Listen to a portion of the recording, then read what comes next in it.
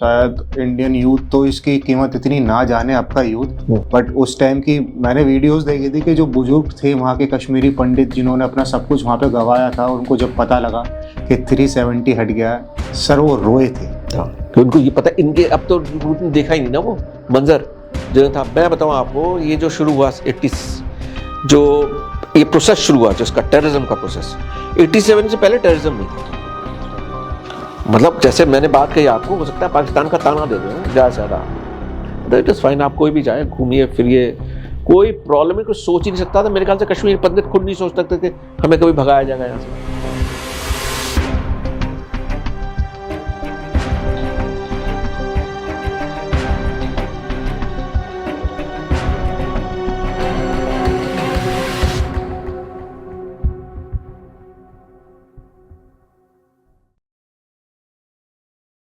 तो क्योंकि कांग्रेस अपना कंट्रोल नहीं खोलना छोड़ता था, पॉलिटिकल गेम है वो तो सारा, सब पार्टीज करती हैं।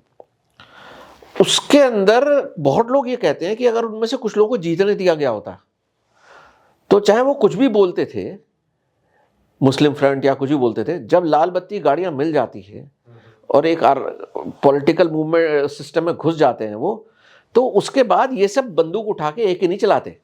सही बात है। तो उनको तो ये न्यूट्रलाइज कर सकते थे। डेमोक्रेसी का सबसे बड़ा एडवांटेज ये है, जो कल का एक्सट्रीमिस्ट होता है वो एक्सट्रीमिस्ट से बाहर निकल के राजनीति खेलता है, राजनीतिक सिस्टम में घुस के वहीं खत्म हो जाता है वो। इनको 87 में भी यही करना चाहिए था। 87 में जो इन्होंने उन लोगों को बिल्कुल आने नहीं दिया राजनीति में, तो एक तरह से जो ये प्रोसेस चल रहा था ये प्रस्फुटित हो गया। उन्होंने कहा इस सिस्टम में, इस डेमोक्रेसी में, इन पॉलिटिकल पार्टीज के रहते हुए हमारा कोई फ्यूचर नहीं है, ये हमें कभी उठने नहीं देंगे, हमारी बात आगे आने नहीं देंगे, ये हमेशा दाएं बाएं कुछ भी खेल खेल के हम लोग को दबाते रहेंगे। ये रीजन सबसे बड़ा कश्मीर का एकदम से टेररिज्म की तरफ एक ही साल में घुस जाने का। पाकिस्तान वेट कर रहा था, पाकिस्तान ने तैयारी कर रखी थी, जो मैंने पाकिस्तान का सारा सिस्टम बताया, जी। अफगान वॉर से लेकर तब उस 80s का टाइम, उसने इमीडिएटली वो तैयार था। आईएसआई तो बिल्कुल रेडी थी कि ये होगा, ऐसे होगा, फौरन हम फंड करेंगे, फौरन हम भेजेंगे, कश्मीर के यूथ को खड़ा करेंगे, जितने मिलिट्री बेसिस हैं उन पे हमले कराएंगे, आर्मी को और एडमिनिस्ट्रेशन खत्म कर देंगे, पुलिस खत्म कर देंगे, आर्मी को कैंटोनमेंट में डालेंगे, उनको चारों तरफ से घेर लेंगे सिविलियन पॉपुलेशन से। फौज सिविलियन पॉपुलेशन में अंधाधुंध गोली चला नहीं सकती। धीरे धीरे कैंटोनमेंट से वैकेट करा के कश्मीर हम पाकिस्तान में मिला लेंगे। इस मंशा से उन्होंने एकदम से इलेक्शन के बाद जो पीरियड था उसमें टेररिज्म उठाया। टेररिज्म, और उस जमाने के आर्मी ऑफिसर्स जो बताते हैं कि फौज भी चल नहीं पाती थी ठीक से। अच्छा, उनको इतनी रेजिस्टेंस होती थी कि फौज की प्रॉब्लम क्या है, और हिंदुस्तानी फौज की, कि वो यूएसएसआर जैसी तो फौज है नहीं, या चाइना जैसी नहीं है। चाइना ने 10,000 आदमी गोली से मार दिए टिएनएनमेन स्क्वायर में, कोई नहीं पूछ रहा। हमारी फौज तो नहीं कर सकती, हम तो 2 सिविल मारेंगे, इंक्वायरी, कोर्ट ऑफ इंक्वायरी हो जाएगी। करेक्ट। हम लोग उन पे सिविलियंस पे हमला नहीं कर सकते थे, सिविलियंस के पीछे छुप के वो टेररिस्ट एक्टिविटी करते थे सारी की सारी।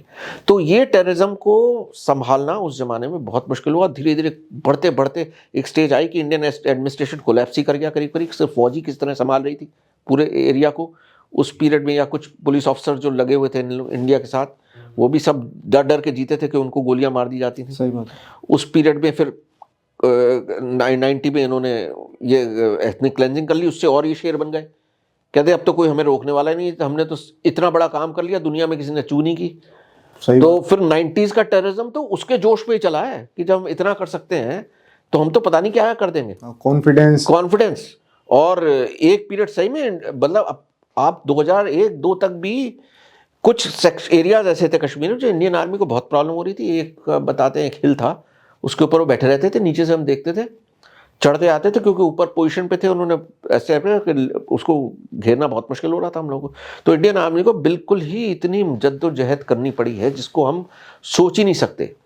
आर्मी हो, सीआरपीएफ हो, जम्मू कश्मीर पुलिस हो, सब ऑर्गेनाइजेशंस को, बीएसएफ को बॉर्डर पे करनी पड़ी कि किस तरह इन्होंने लड़ के पूरा वापस जीता है टेररिस्ट से। इनिशियली टेररिस्ट तो जो मैक्सिमम आ रहे थे वो तो सारे अफगान आ रहे थे, नॉर्थ वेस्ट फ्रंटियर प्रोविंस के आ रहे थे। वो तो इतने हार्डन थे कि उनसे प्रॉब्लम होती थी लड़ने में। वो तो मतलब बिल्कुल फियरलेस हार्डन टेररिस्ट थे वो लोग, और फुल्ली ट्रेंड। फौज में बिल्कुल हर फौजी टैक्टिक उनको सिखाई गई हुई है। और बॉर्डर फेंसिंग तो उस तरह की थी नहीं जैसी आज के ज़माने में है।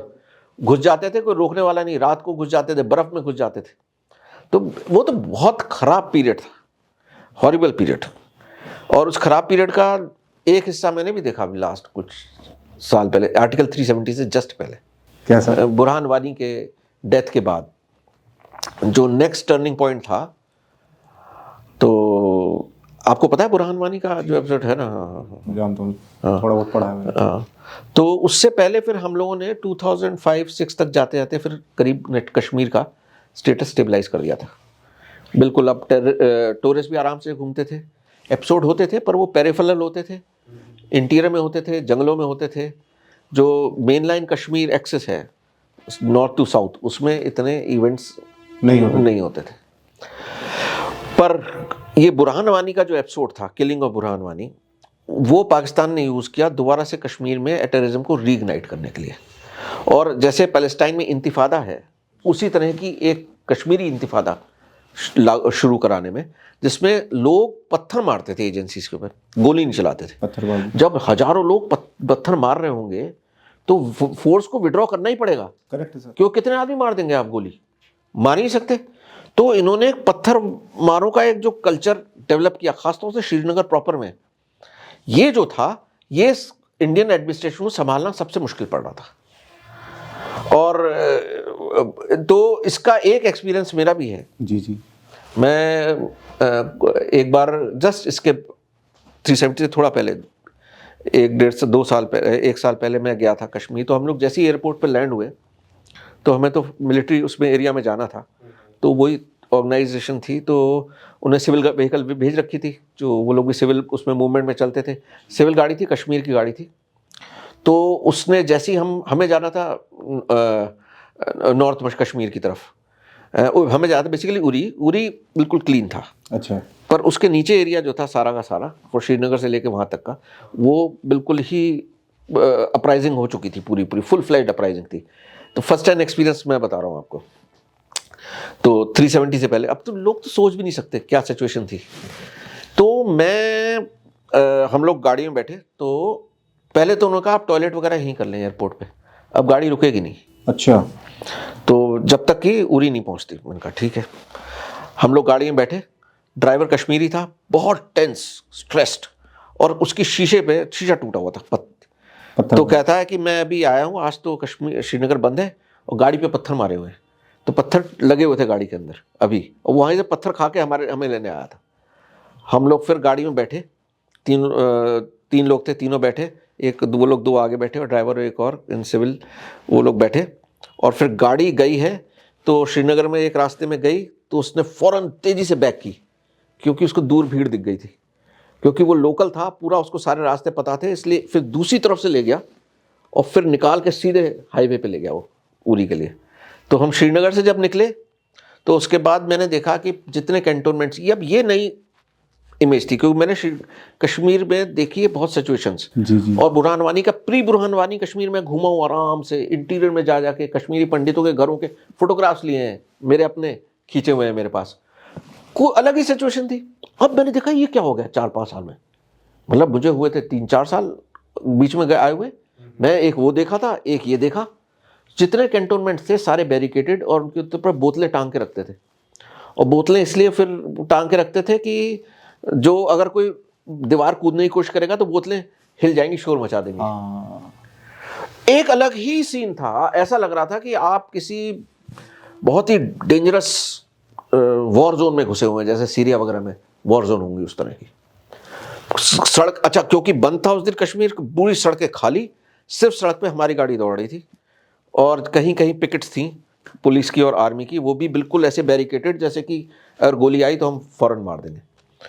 ड्राइवर दौड़ाता ले गया। जब फिर फाइनली वो जब उरी में घुस गए, उसके बाद एक पेट्रोल पंप पे उसने गाड़ी रोकी, फिर उसने निकल के थोड़ा अपने आप को सांस ली, थोड़ा बैठा, कहता है मैं ज़रा चाय पीऊँगा। मैंने कहा तुम चाय पियो। हम लोग गए, फिर थोड़ा बाहर टॉयलेट वगैरह किया, ये किया।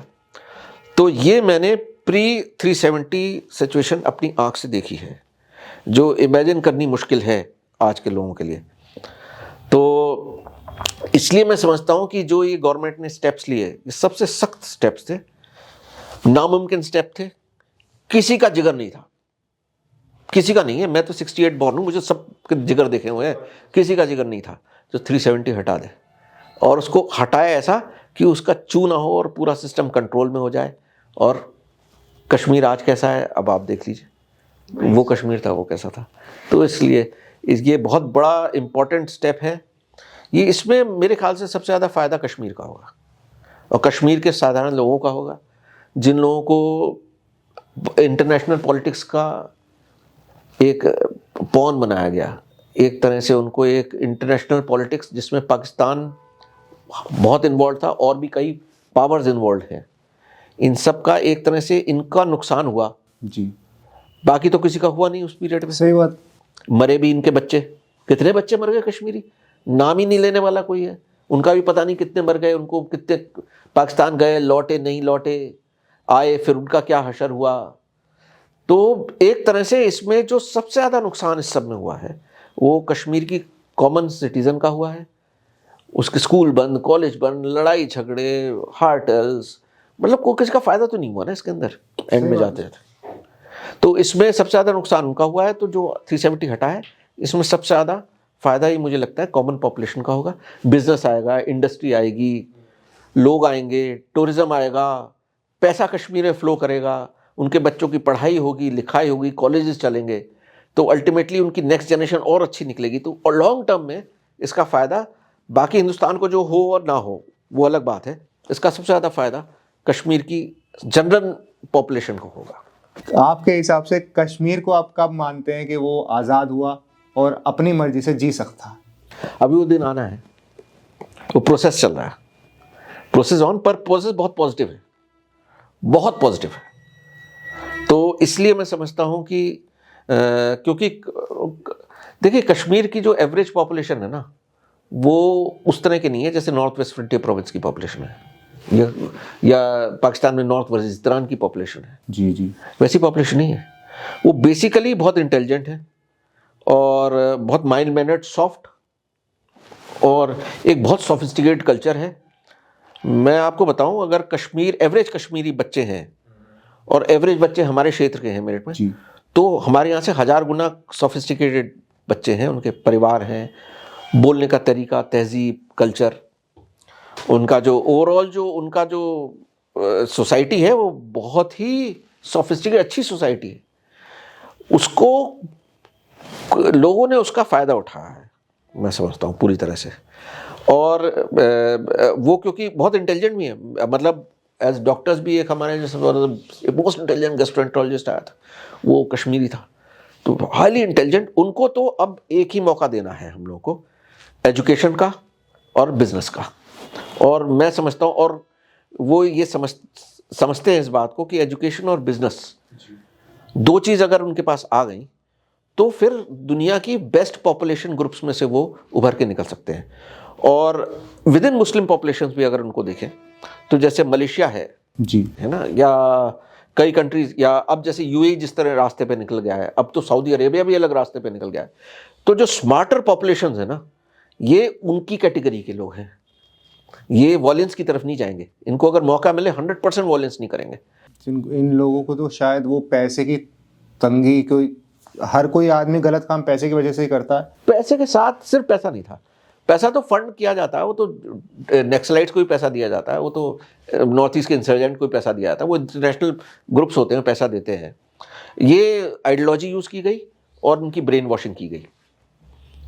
और ये जो टू नेशन थ्योरी का जो एग्जाम सिस्टम निकाला था आज़ादी की लड़ाई में जी, ये उसी का एक वृक्ष है जो बीज बोया गया था, जिसकी कोई अहमियत वैसे तो नहीं थी, पर अब इसके कॉन्सिक्वेंसेस 70 साल हो गए, जिससे ज़्यादा हो गया आज़ादी को, अब तक भारत भी भोग रहा है, भारत के कई क्षेत्र भी भोग रहे हैं। तो वो एक टू नेशन थ्योरी का जो एक बीज बोया है उसको उसका असर ख़त्म होते होते टाइम लगेगा, काफ़ी टाइम लगेगा। और मुझे लगता है कश्मीर में बहुत अच्छा रहा है और मैं समझता हूँ पूरे भारत में भी उस आइडियोलॉजी को हमेशा के लिए दफन कर देना चाहिए। सर, जैसा आपने बताया, आपने सब कुछ देखा है कि किस तरीके से कश्मीर में एक धर्म ने एक मजहब ने दूसरे धर्म को किस तरीके से नुकसान पहुंचाया। वो आइडियोलॉजी कह सकते हैं पाकिस्तान की थी या कुछ भी था, कट्टरवाद था, बट इस चीज़ को मद्देनज़र रखते हुए सेकुलरिज्म पे आपका क्या विचार है कि किस हद तक सेकुलरिज्म ठीक है? देखिए, मेरे हिसाब से तो सेकुलरिज्म ही फ्यूचर है हर देश का। आप कोई भी कंट्री को एक रिलीजन या एक आइडिया के बेस पे अगर बनाएंगे तो दूसरे आइडिया का दमन किया जाएगा, वहीं से वॉयलेंस शुरू होगा। करेक्ट। जिस भी सोसाइटी में वॉयलेंस आता है वो पनप नहीं सकती, वो अपने ही उधेड़ बुन लड़ाई झगड़ों में उलझी रह जाएगी।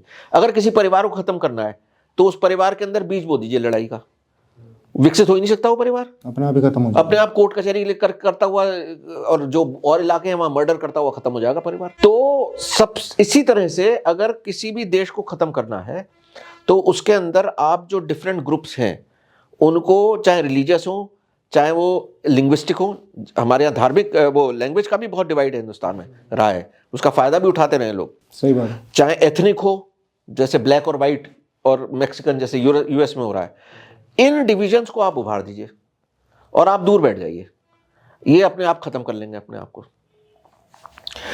हिंदुस्तान की एक सबसे इंपॉर्टेंट बात ये रही है, जो हिस्ट्री का फैक्ट है, फैक्ट ऑफ हिस्ट्री, जब भी किसी ग्रुप ने एक ही आइडिया को जबरदस्ती दूसरों पे लागने की कोशिश की है, वो ग्रुप सरवाइव नहीं करता है। 1 या 2 जनरेशन उसको बाद उसका पूछने वाला नहीं होता है। जो मुगल डायनेस्टी भी 200 साल सरवाइव कर गई, वो इसलिए कर गई कंपेयर टू सल्तनत। तो कितने सुल्तान आए, नाम ही नहीं है, 22 लिस्ट है, एक या दूसरा क्या नाम ही याद नहीं होते थोड़े थोड़े टाइम, क्योंकि वो उन आइडियोलॉजीज पे चलते थे, बचते नहीं थे। ये बच इसलिए गए क्योंकि अब अकबर ने एक सिस्टम क्रिएट किया था जिसमें कि रिलीजियस डोमिनेशन नहीं होगी, और उसकी अगर आइडियोलॉजी देखी जाए तो एसिमिलेटिव आइडियोलॉजी थी। उसका इतना तक था कि जैसे किसी राजा से लड़ाई हुई और वो राजा हार गया तो उसकी फौज के जितने भी अधिकारी थे, सिपाही से लेकर जनरल तक, वो अकबर की फौज में आ सकते थे उसी पद पे जिस पे वो उस राजा की फौज में होते थे या नवाब की फौज में होते थे। अच्छा। तो उसने एम्पायर लड़ के ज्यादा एसिमुलेशन से जीता है, पूरा पूरा एम्पायर बनाया है। और वही आइडियोलॉजी काफी हद तक लेके चलते रहे जब तक कि औरंगजेब ने बेवकूफियां करनी शुरू नहीं की। उसका दिमाग खराब हो गया। उसका दिमाग खराब ये हुआ कि उसकी मृत्यु के बाद 1-2 साल नहीं चला मुगल एम्पायर, कोलैप्स ऐसा हुआ क्योंकि पानी पिलाने वाला नहीं था इन लोगों को। तो हिंदुस्तान का नियम यह है कि अगर खासतौर से इस देश को, क्योंकि इसमें कोई रिलीजन ऐसा नहीं है जो इस देश में ना हो, सारे लिंग्विस्टिक ग्रुप, 4 तो मेजर लिंग्विस्टिक वर्ल्ड के इसके अंदर हैं, पॉपुलेशन ग्रुप्स हर तरह की हैं, हर तरह का डीएनए हमारे मिक्स्ड। हमें तो सबको साझा साथ लेके चलना पड़ेगा और चलना चाहिए, तभी ये देश आप चला सकते। वही सबका साथ सबका विकास। यस, वही जो मोटो सबका साथ, सबके साथ लेके चलना पड़ेगा। सर हमने काफ़ी कुछ जाना आपसे हमारे पॉडकास्ट में, और हमारी ऑडियंस ने भी काफ़ी कुछ जाना होगा। मैं चाहता हूं सर कि ये वीडियो हमारी किसी तरीके से बस कश्मीर तक पहुंचे और कश्मीर का यूथ ये देखे कि एक्चुअल में उनको क्या बताया गया और धीरे धीरे उनको क्या करने की ज़रूरत है एक अच्छे कश्मीर के लिए। सर, कश्मीरी यूथ को अगर कोई आप संदेश देना चाहें तो दे सकते हैं, ताकि वो समझें आपकी बात को और फॉलो करें। देखिए, कश्मीर यूथ का तो मैंने आपको पहले ही बताया, मेरा एक्सपीरियंस बहुत अच्छा है। वेरी कल्चर्ड, इंटेलिजेंट और उस तरह की यूथ पॉपुलेशन है जो हिंदुस्तान में कई जगह नहीं मिलती। बड़ी जंगली पॉपुलेशन है यूथ की हिंदुस्तान में बहुत जगह। जो भी एक्सपीरियंस जयपुर में भी हुआ वो बदतमीजी कर रहा था उसके साथ, तो इस तरह की पॉपुलेशन है आज बिल्कुल सरफ्री। उसके कंपैरिजन में कश्मीर की पॉपुलेशन बहुत ही अच्छी है, यंग पॉपुलेशन, समझदार भी है। तो मेरे ख्याल से उनके लिए तो यही है कि जो उनकी स्ट्रेंथ्स हैं, जो वो उनको कहीं दुनिया में कहीं का कहीं पहुंचा सकती हैं। तो मेरे ख्याल से उन सबको अपनी स्ट्रेंथ्स पे फोकस करना चाहिए, दूसरों के कहीं सुनी पे विश्वास नहीं करना चाहिए। जो मैंने अभी उस दिन यहाँ टॉक में भी कहा था, यूट्यूब पे और इन सब पे चैनल्स आते हैं जो आपके दिमाग को लोग कंट्रोल करना चाहते हैं दूसरी जगह बैठ के, उसका नुकसान नहीं होगा बेवकूफ़ का, वो तो बैठा मस्ती कर रहा होगा अपने वहाँ, आपका दिमाग खराब करके आपसे उल्टे सीधे काम करा लेगा, जैसा यूरोप में हो रहा है इस टाइम। जी जी जी, बिल्कुल सही बात। तो जो करा रहा है उसको कभी नुकसान नहीं होता, वो खुश बैठता है, जो करता है वो करता है बेचारा, वो भुगतता है, उसका परिवार भुगतता है उससे ज्यादा। उसका तो जो हो रहा था निपट गया, उसकी मर्जी, उसकी पूरी फैमिली भुगतती है, ऑस्ट्रेसाइज, लोग कहते हैं ये तो ये ऐसे परिवार का है, उसका हमेशा के लिए हो जाएगा। तो इसलिए उनको एजुकेशन, बिजनेस, प्रोफेशन, सिर्फ ये फोकस करना चाहिए। और नई दुनिया बहुत आगे जा रही है, लोग तो कहाँ मंगल पे जा रहे हैं, चांद पे जा रहे हैं। उनको इस जो तेज़ी से आगे बढ़ती दुनिया, जिसमें साइंस आगे बढ़ रही है, रिसर्च आगे बढ़ रही है, उसके साथ अपने आप को हुक से कनेक्ट कर लेना चाहिए और इन सब चीज़ों को भुला के आगे बढ़ना चाहिए। फ्यूचर पर फोकस, जो बुरा हो गया, सबके साथ अच्छा बुरा होता है, हम सबकी लाइफ में अच्छा बुरा होता है जी सही बात है सर। पर हम सब भुला के फिर आगे निकलना चाहिए। Sir thank you so much, आपने हमारी ऑडियंस को इतना सब बताया। मुझे पता है आपका बहुत बिजी शेड्यूल है और जैसे तैसे करके आपने ये टाइम निकाला होगा। नहीं ऐसा नहीं, आज तो कुछ बनी है, काफ़ी प्रॉब्लम रहती है। तो ये थे हमारे अमित पाठक सर, जिन्होंने कश्मीर में काफ़ी कुछ देखा, कश्मीर को अंदर से जाना और उसके यूथ को अंदर से पहचाना कि वाकई में उनकी काबिलियत क्या है। नुकसान या कमियां हर कोई देखता है, बट मेरी निगाहों में सच्चा इंसान वही है और सच्चा नज़रिया वही है जो इंसान की कमियों को ना देख के उसकी खूबियों को उसको बताए। तो इसी के साथ इस पॉडकास्ट का एंड करते हैं और आशा करते हैं कि इस वीडियो में से आपको बहुत कुछ सीखने को मिला होगा। अच्छी चीज़ कहीं से भी कभी भी सीखी जा सकती है। मैं मिलता हूँ आपसे नेक्स्ट पॉडकास्ट में एक नए टॉपिक के साथ। तब तक के लिए जय श्री राम, जय हिंद,